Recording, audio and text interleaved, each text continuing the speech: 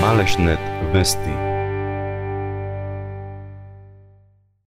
7 години се бори да докаже дека лежала невина в затвор 52 годишната Светлана Видинска од Беровско Мачево, поранешна записничарка во Беровскиот суд.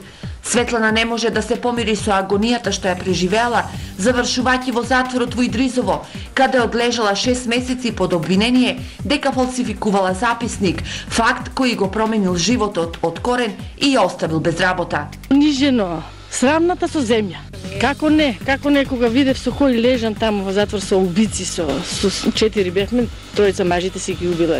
9 пати поднесувала барање за повторување на постапката, сама собирала нови докази, поднесувала тужби до Страсбур, но судските инстанции не дозволуваат повторно да се отвори делото. Да се повтори постапката, па макар нека се истата одлука донесе. Меѓутоа нека се ревидира еднаш, да се види дали стварно е тоа така или не. Нека се разгледаат повторно документите, па да видиме дали сум крива или не сум крива јас. Јас ќе се откажам и оштетно поврвување. Нема да ве тужам ни држава ни вас, само да дојдем до правда. Кој е гревот на Светлана што ја одвел во Идризово? За фалсификат на записник за тестамент.